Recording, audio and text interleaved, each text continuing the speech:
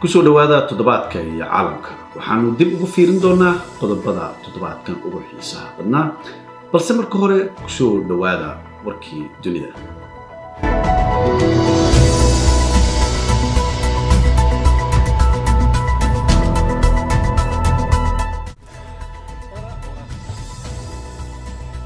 xildhibaanada dalka UK ayaa taageero buuxda siiyay ra'iisul wasaaraha cusub ee dalka UK Boris Johnson qorshihiisa inuu dalka ka saaro midowga Yurub 31 bisha January. xildhibaanada ansixiyay ka bixitaanka midowga Yurub ayaa ahaa 358 halka kuwa diiday ay ahaayeen 234 iyadoo halkaasi lagu ansixiyay. madaxweynaha dalka Mareykanka Donald Trump ayaa noqday madaxweynihii saddexaad ee Mareykanka oo Congress-ka Mareykanku ay si rasmi ah xilka uga xayuubiyeen.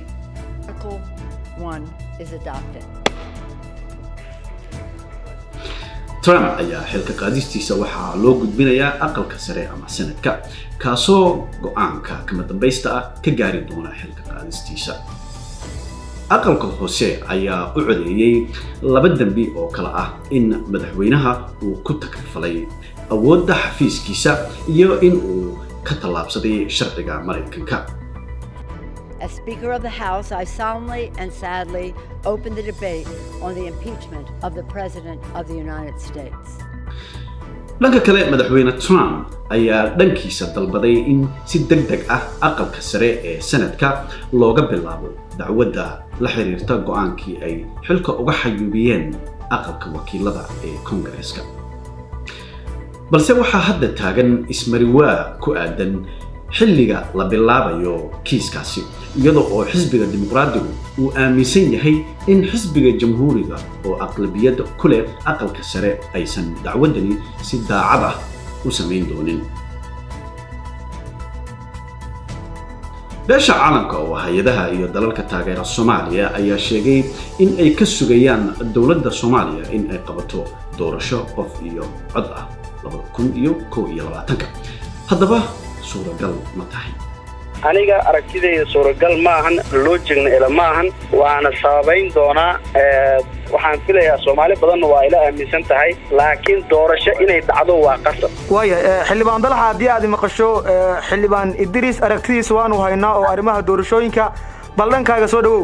insaanka hadda aniga kulli ay muuqanay raayigayga sahlan maaha Soomaaliya in doorasho hal sano kadib oo qof iyo cod in lagu helo ma aragtay si fudud ma sahlana marka waxay u baahan tahay hawl aan oo la nabadi faran kama qodna xaaladda sida dalka maanta u yahay. mudaharaad ballaaran ayaa ka socda meelo badan oo ka mid ah dalka India kadib markii ay dawladdu soo saartay sharci cusub oo diidaya in qof muslim ah oo soo galooti ah qaadan karo dhalashada waddanka. haddaba arrinkan ayaa ka caraysiyay dad badan.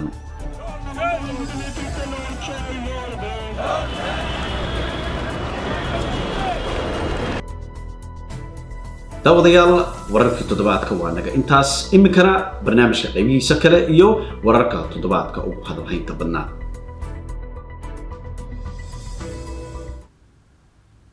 nin ka soo jeeda waddanka Uganda ayaa sheegay in ay dhuusadiisu disho kaneecada fogaan ilaa 6 mitir. haddaba ninkan ayaa sheegay in ay qandaraas la gashay shirkad soo saarta sunta kaneecada. sheekadan oo ay soo qaateen qaar ka mid ah warbaahinada adduunka ugu waaweyn ayaa noqotay sheeko been ah isla markaana laga soo qaatay shabakad daabacda wararka majaajilada. mararka qaarkood maaha in wax walba la aamino.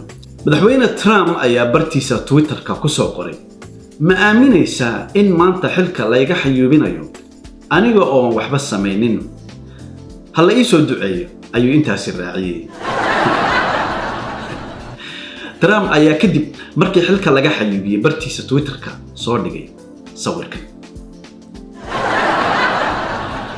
ninku wuu badhaarsan yahay laakiin talow sawirkan xageen ku aragnay?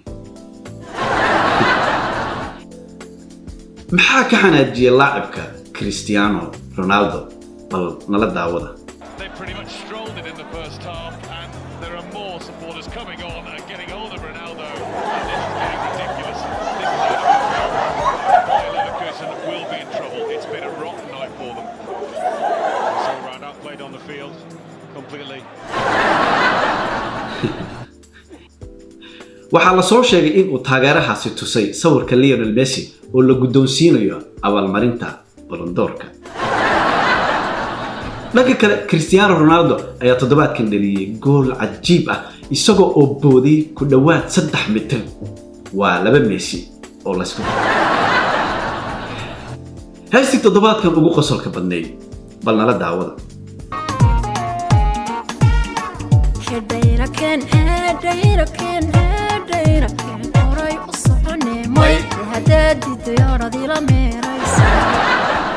deeqo waxaa noogu wardambeysay iyada oo leh markaan dhinto yaan lay aasin ee god korkiis ha lay saaro.